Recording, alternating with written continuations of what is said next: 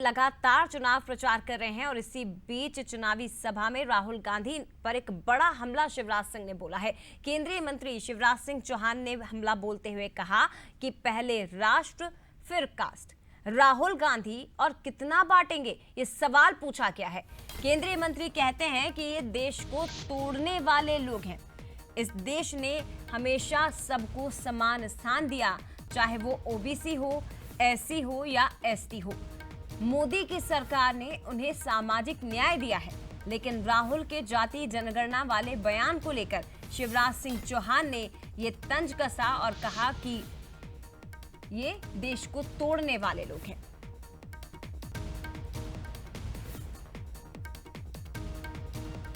फिर कास्ट। राहुल गांधी कितना बांटोगे भाई, कितना बांटोगे? यही तोड़ने वाले लोग हैं, ये देश को बांटने वाले लोग हैं, ये भेदभाव पैदा करने वाले लोग हैं।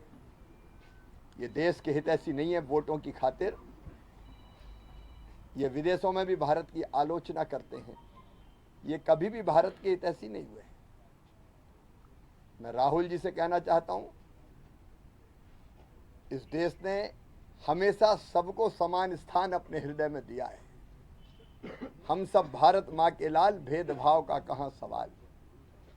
और सामाजिक न्याय भी, चाहे वो ओबीसी हो, एसटी हो, एससी हो या सामान्य वर्ग के गरीब, अगर किसी ने दिया है तो प्रधानमंत्री नरेंद्र मोदी जी और भारतीय जनता पार्टी की सरकार ने दिया है। ये तोड़ने वाले लोग कभी सफल नहीं होंगे। जुड़ेंगे तो जीतेंगे।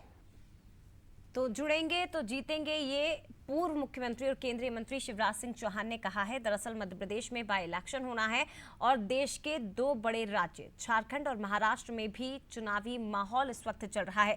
इस वक्त मध्य प्रदेश के तमाम जो लीडर्स हैं वो राहुल गांधी और पूरी गांधी फैमिली को अपने अपने बयानों के जरिए घेरने की कोशिशों में है। हमारे साथ दो राजनीतिक मेहमान इस वक्त जुड़ गए हैं। मिलन भार्गव जी बीजेपी प्रवक्ता और अभिनव बारोलिया जी कांग्रेस प्रवक्ता हमारे साथ जुड़ गए हैं। सबसे पहले अभिनव जी, आपसे मेरा सवाल रहेगा, बहुत स्वागत आपका करती हूं।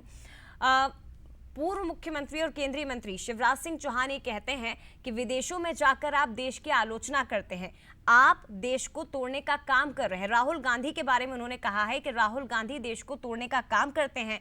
आखिर और कितना बांटेंगे आप? राष्ट्र आपके लिए प्रमुख नहीं है। देखिए, शिवराज जी को जहां पर प्रभार दिया गया है झारखंड में, उनको अपनी निश्चित हार दिख रही है। अब जातिगत जनगणना की बात करना उनको गलत लग रहा है, तो ये तो बहुत ये स्टैंड साफ करता है कि वो नहीं चाहते हैं कि जातिगत जनगणना हो। और देश का हर वर्ग चाहता है एससी, एसटी, ओबीसी की जातिगत जनगणना होनी चाहिए। हम इतना कहते हैं, हमारे नेता राहुल गांधी जी कहते हैं ये तोड़ने की बात कर रहे हैं। हमारे नेता ने भारत जोड़ो यात्रा निकाली, तब भी ये लगातार उसकी बुराई कर रहे थे। और जब लोकसभा चुनाव आए तब भी शिवराज जी कह रहे थे कि हम 400 पार जाएंगे, 240 पे आ गए, क्योंकि ये वही राहुल गांधी थे और उन्हीं की ताकत थी जिन्होंने इस देश में लगातार ऐसी ताकतें जो इस देश को बांटने और काटने की बात करते हैं, वही इन्होंने पढ़ने और आगे बढ़ने की बात करी। आज का युवा लगातार परेशान है, उस पर शिवराज सिंह चौहान जी कोई बात नहीं करते। नौकरियों को लेकर महंगाई चरम पर है, उस पर कोई बात नहीं करते। एससी, एसटी, ओबीसी की बात करके उनके मुंह से शब्द निकले ही हमें लेकिन अच्छा अगर लगा। आप जातिगत जनगणना की बात कर रहे हैं अभिनव जी, राहुल गांधी या पूरी कांग्रेस, तो चुनावी राज्यों में इसका असर दिखाई क्यों नहीं देता है? फिर भी जनता बीजेपी पर भरोसा कैसे कर लेती है? ये तो हमने हरियाणा में भी देखा।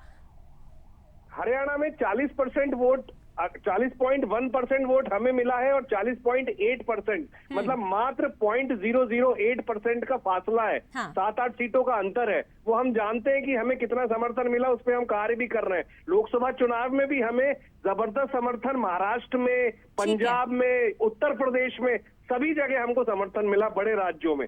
तो हम कहीं पर भी देखिए, ये इवेंट प्लानर है भारतीय जनता पार्टी, इवेंट कर कर चुनाव लड़ना चाहती है, जिसमें वो थोड़ा बहुत सक्सेस पा लेती है, लेकिन आने वाले समय में जवाब ले लेते हैं अभिनव जी। मिलन भार्गव जी, क्या कहेंगे? क्यों आखिर कहा जा रहा है कि ये देश को तोड़ने का काम करते हैं और खासतौर पर राहुल गांधी? क्यों लगता है बीजेपी को?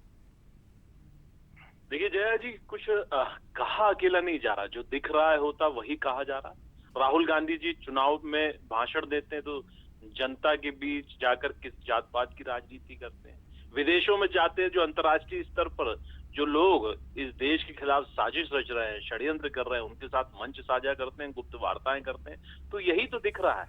आप बता दीजिए कि जातिगत जनगणना की ये बात करते हैं, इतने दशकों तक देश में राज करने के बाद इन्होंने इन जातियों के लिए क्या किया, बांटने के अलावा क्या किया? आखिरकार राहुल गांधी जी वही कर रहे हैं जो इनके पूर्वज करके आए।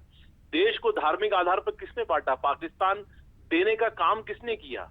इस देश की जनता सरदार वल्लभ भाई पटेल को चाहती थी कि वो इस देश के प्रथम प्रधानमंत्री बने, लेकिन नेहरू जी की मंशा थी कि साहब इस देश पे काबिज होना, टुकड़े कर एक जिन्ना को दे दिया, खुद ने काबिज कर लिया।